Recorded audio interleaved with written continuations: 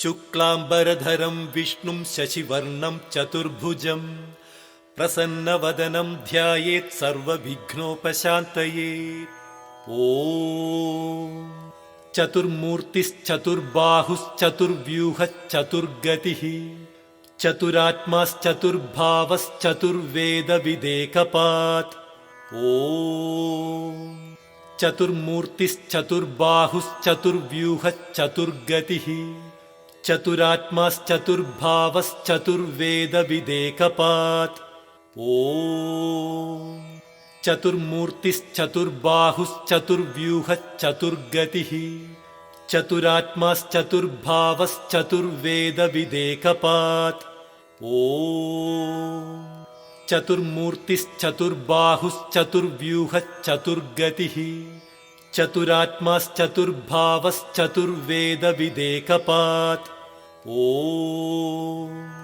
चतुर्मूर्तिश्चतुर्बाहुश्चतुर्व्यूहश्चतुर्गतिः चतुरात्माश्चतुर्भावश्चतुर्वेदविदेकपात्। ॐ चतुर्मूर्तिश्चतुर्बाहुश्चतुर्व्यूहश्चतुर्गतिः चतुरात्माश्चतुर्भावश्चतुर्वेदविदेकपात्। ॐ चतुर्मूर्तिश्चतुर्बाहुश्चतुर्व्यूहश्चतुर्गतिः चतुरात्माश्चतुर्भावश्चतुर्वेदविदेकपात्। ॐ चतुर्मूर्तिश्चतुर्बाहुश्चतुर्व्यूहश्चतुर्गतिः चतुरात्माश्चतुर्भावश्चतुर्वेदविदेकपात्। ॐ चतुर्मूर्तिश्चतुर्बाहुश्चतुर्व्यूहश्चतुर्गतिः चतुरात्माश्चतुर्भावश्चतुर्वेदविदेकपात्। ॐ चतुर्मूर्तिश्चतुर्बाहुश्चतुर्व्यूहश्चतुर्गतिः चतुरात्माश्चतुर्भावश्चतुर्वेदविदेकपात्। ॐ चतुर्मूर्तिश्चतुर्बाहुश्चतुर्व्यूहश्चतुर्गतिः चतुरात्माश्चतुर्भावश्चतुर्वेदविदेकपात्। ॐ चतुर्मूर्तिश्चतुर्बाहुश्चतुर्व्यूहश्चतुर्गतिः चतुरात्माश्चतुर्भावश्चतुर्वेदविदेकपात्। ॐ चतुर्मूर्तिश्चतुर्बाहुश्चतुर्व्यूहश्चतुर्गतिः चतुरात्माश्चतुर्भावश्चतुर्वेदविदेकपात्। ॐ चतुर्मूर्तिश्चतुर्बाहुश्चतुर्व्यूहश्चतुर्गतिः चतुरात्माश्चतुर्भावश्चतुर्वेदविदेकपात्। ॐ चतुर्मूर्तिश्चतुर्बाहुश्चतुर्व्यूहश्चतुर्गतिः चतुरात्माश्चतुर्भावश्चतुर्वेदविदेकपात्। ॐ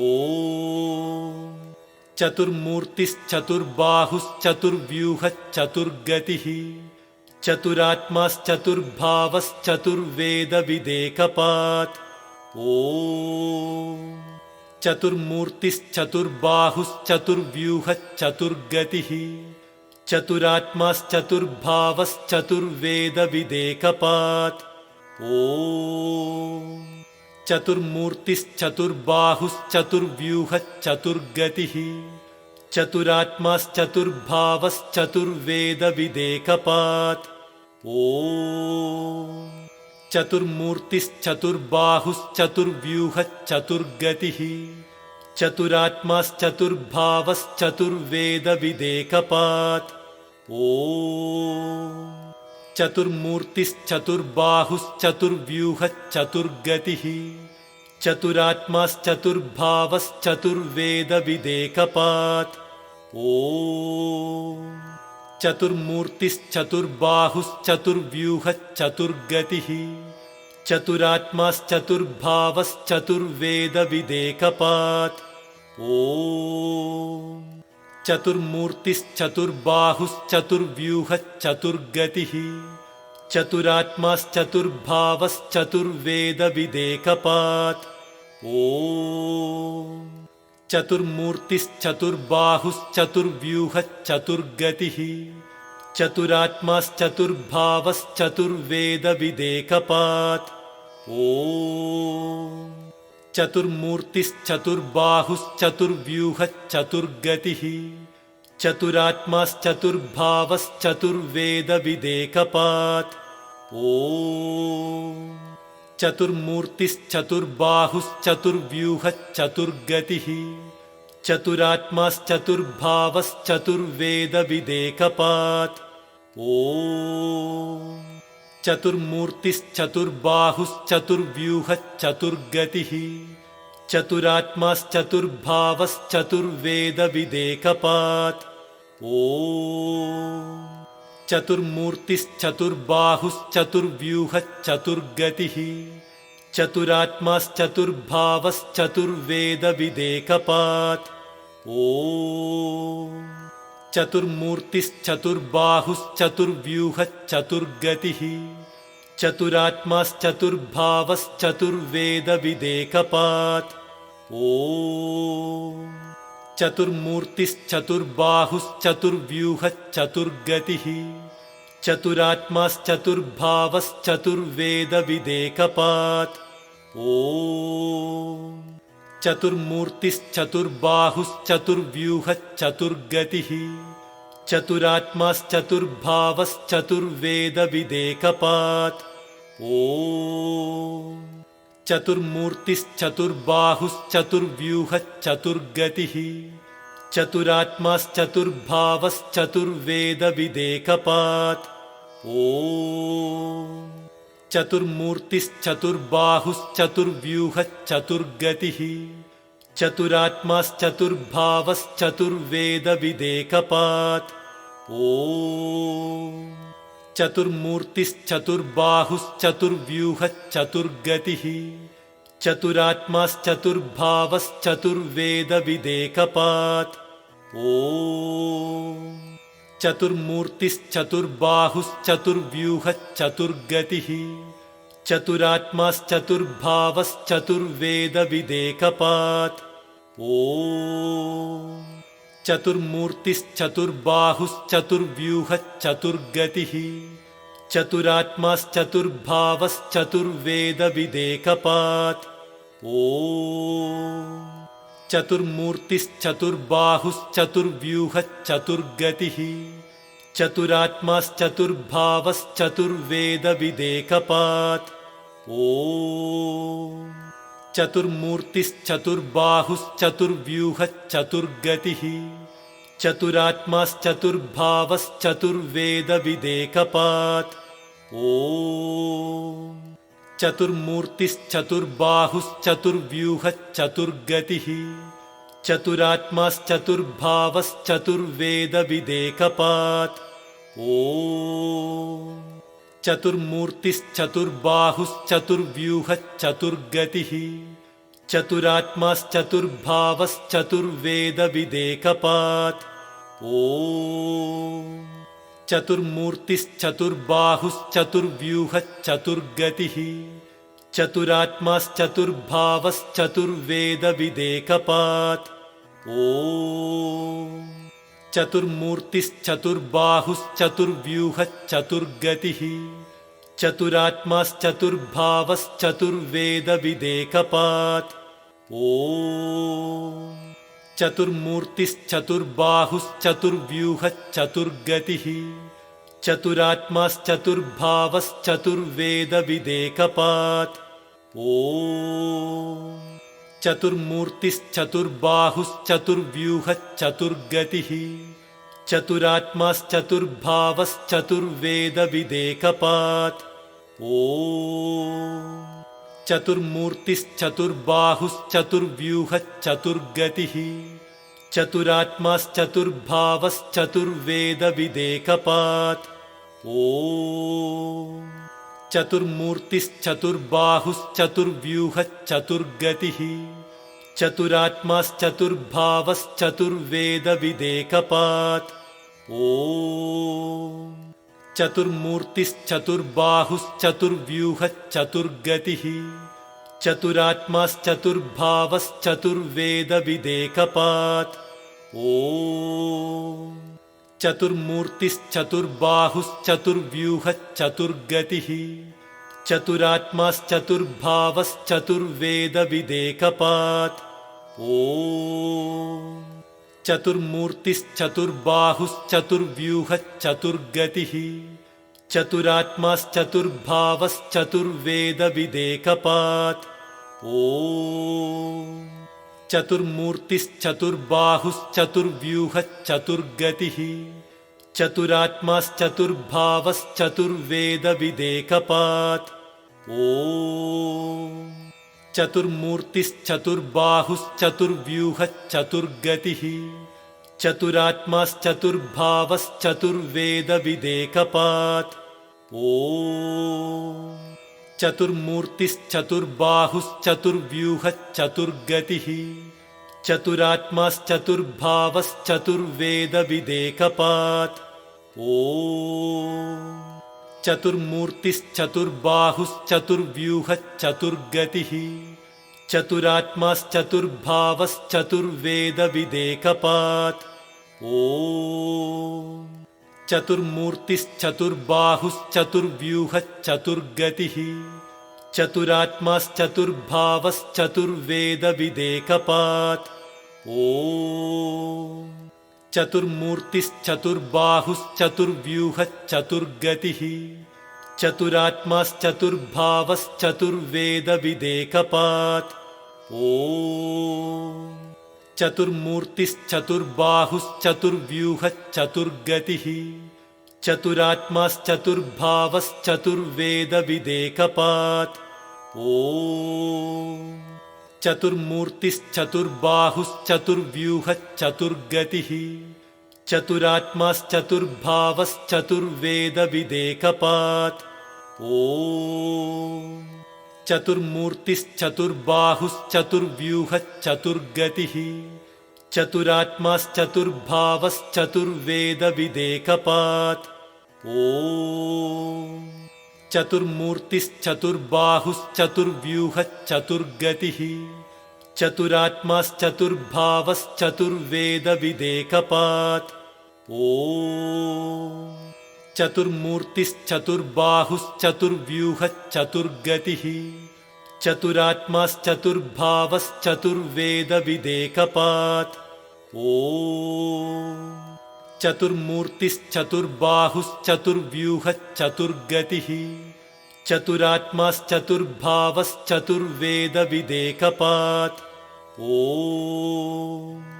चतुर्मूर्तिश्चतुर्बाहुश्चतुर्व्यूहश्चतुर्गतिः चतुरात्माश्चतुर्भावश्चतुर्वेदविदेकपात् ॐ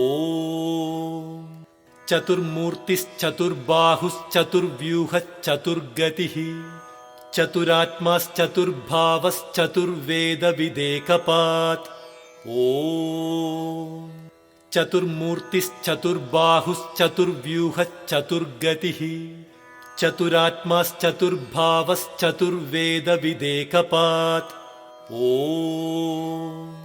चतुर्मूर्तिश्चतुर्बाहुश्चतुर्व्यूहश्चतुर्गतिः चतुरात्माश्चतुर्भावश्चतुर्वेदविदेकपात् ॐ चतुर्मूर्तिश्चतुर्बाहुश्चतुर्व्यूहश्चतुर्गतिः चतुरात्माश्चतुर्भावश्चतुर्वेदविदेकपात् ॐ चतुर्मूर्तिश्चतुर्बाहुश्चतुर्व्यूहश्चतुर्गतिः चतुरात्माश्चतुर्भावश्चतुर्वेदविदेकपात् ॐ चतुर्मूर्तिश्चतुर्बाहुश्चतुर्व्यूहश्चतुर्गतिः चतुरात्माश्चतुर्भावश्चतुर्वेदविदेकपात् ॐ चतुर्मूर्तिश्चतुर्बाहुश्चतुर्व्यूहश्चतुर्गतिः चतुरात्माश्चतुर्भावश्चतुर्वेदविदेकपात् ॐ चतुर्मूर्तिश्चतुर्बाहुश्चतुर्व्यूहश्चतुर्गतिः चतुरात्माश्चतुर्भावश्चतुर्वेदविदेकपात् ॐ चतुर्मूर्तिश्चतुर्बाहुश्चतुर्व्यूहश्चतुर्गतिः चतुरात्माश्चतुर्भावश्चतुर्वेदविदेकपात् ॐ चतुर्मूर्तिश्चतुर्बाहुश्चतुर्व्यूहश्चतुर्गतिः चतुरात्माश्चतुर्भावश्चतुर्वेदविदेकपात् ॐ चतुर्मूर्तिश्चतुर्बाहुश्चतुर्व्यूहश्चतुर्गतिः चतुरात्माश्चतुर्भावश्चतुर्वेदविदेकपात् ॐ चतुर्मूर्तिश्चतुर्बाहुश्चतुर्व्यूहश्चतुर्गतिः चतुरात्माश्चतुर्भावश्चतुर्वेदविदेकपात् ॐ चतुर्मूर्तिश्चतुर्बाहुश्चतुर्व्यूहश्चतुर्गतिः चतुरात्माश्चतुर्भावश्चतुर्वेदविदेकपात् ॐ चतुर्मूर्तिश्चतुर्बाहुश्चतुर्व्यूहश्चतुर्गतिः चतुरात्माश्चतुर्भावश्चतुर्वेदविदेकपात् ॐ चतुर्मूर्तिश्चतुर्बाहुश्चतुर्व्यूहश्चतुर्गतिः चतुरात्माश्चतुर्भावश्चतुर्वेदविदेकपात् ॐ चतुर्मूर्तिश्चतुर्बाहुश्चतुर्व्यूहश्चतुर्गतिः चतुरात्माश्चतुर्भावश्चतुर्वेदविदेकपात् ॐ चतुर्मूर्तिश्चतुर्बाहुश्चतुर्व्यूहश्चतुर्गतिः चतुरात्माश्चतुर्भावश्चतुर्वेदविदेकपात् ॐ चतुर्मूर्तिश्चतुर्बाहुश्चतुर्व्यूहश्चतुर्गतिः चतुरात्माश्चतुर्भावश्चतुर्वेदविदेकपात् ॐ चतुर्मूर्तिश्चतुर्बाहुश्चतुर्व्यूहश्चतुर्गतिः चतुरात्माश्चतुर्भावश्चतुर्वेदविदेकपात् ॐ चतुर्मूर्तिश्चतुर्बाहुश्चतुर्व्यूहश्चतुर्गतिः चतुरात्माश्चतुर्भावश्चतुर्वेदविदेकपात् ॐ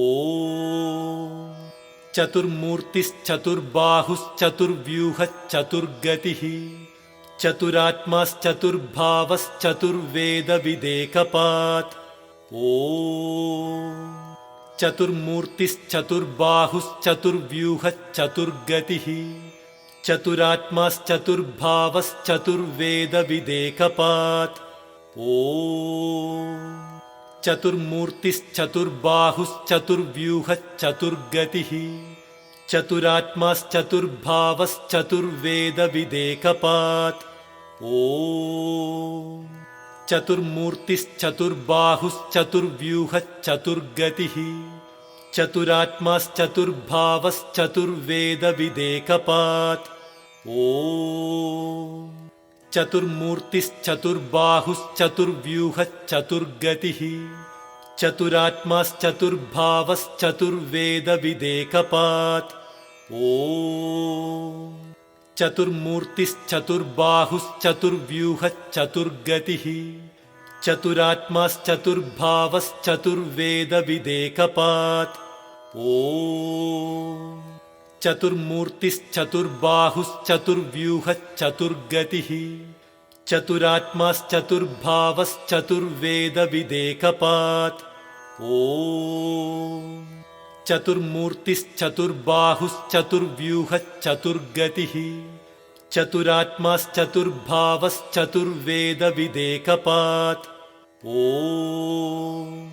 चतुर्मूर्तिश्चतुर्बाहुश्चतुर्व्यूहश्चतुर्गतिः चतुरात्माश्चतुर्भावश्चतुर्वेदविदेकपात् ॐ चतुर्मूर्तिश्चतुर्बाहुश्चतुर्व्यूहश्चतुर्गतिः चतुरात्माश्चतुर्भावश्चतुर्वेदविदेकपात् ॐ चतुर्मूर्तिश्चतुर्बाहुश्चतुर्व्यूहश्चतुर्गतिः चतुरात्माश्चतुर्भावश्चतुर्वेदविदेकपात् ॐ चतुर्मूर्तिश्चतुर्बाहुश्चतुर्व्यूहश्चतुर्गतिः चतुरात्माश्चतुर्भावश्चतुर्वेदविदेकपात् ॐ चतुर्मूर्तिश्चतुर्बाहुश्चतुर्व्यूहश्चतुर्गतिः चतुरात्माश्चतुर्भावश्चतुर्वेदविदेकपात् ॐ चतुर्मूर्तिश्चतुर्बाहुश्चतुर्व्यूहश्चतुर्गतिः चतुरात्माश्चतुर्भावश्चतुर्वेदविदेकपात् ॐ चतुर्मूर्तिश्चतुर्बाहुश्चतुर्व्यूहश्चतुर्गतिः चतुरात्माश्चतुर्भावश्चतुर्वेदविदेकपात् ॐ चतुर्मूर्तिश्चतुर्बाहुश्चतुर्व्यूहश्चतुर्गतिः चतुरात्माश्चतुर्भावश्चतुर्वेदविदेकपात् ॐ चतुर्मूर्तिश्चतुर्बाहुश्चतुर्व्यूहश्चतुर्गतिः चतुरात्माश्चतुर्भावश्चतुर्वेदविदेकपात् ॐ चतुर्मूर्तिश्चतुर्बाहुश्चतुर्व्यूहश्चतुर्गतिः चतुरात्माश्चतुर्भावश्चतुर्वेदविदेकपात् ॐ चतुर्मूर्तिश्चतुर्बाहुश्चतुर्व्यूहश्चतुर्गतिः चतुरात्माश्चतुर्भावश्चतुर्वेदविदेकपात् ॐ चतुर्मूर्तिश्चतुर्बाहुश्चतुर्व्यूहश्चतुर्गतिः चतुरात्माश्चतुर्भावश्चतुर्वेदविदेकपात् ॐ चतुर्मूर्तिश्चतुर्बाहुश्चतुर्व्यूहश्चतुर्गतिः चतुरात्माश्चतुर्भावश्चतुर्वेदविदेकपात् ॐ चतुर्मूर्तिश्चतुर्बाहुश्चतुर्व्यूहश्चतुर्गतिः चतुरात्माश्चतुर्भावश्चतुर्वेदविदेकपात् ॐ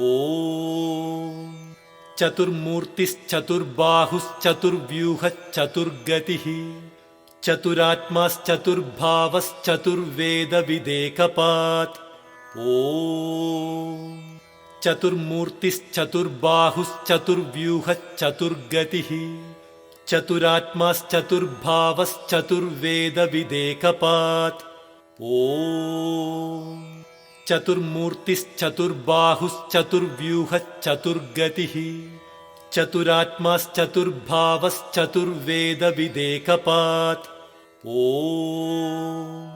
चतुर्मूर्तिश्चतुर्बाहुश्चतुर्व्यूहश्चतुर्गतिः चतुरात्माश्चतुर्भावश्चतुर्वेदविदेकपात् ॐ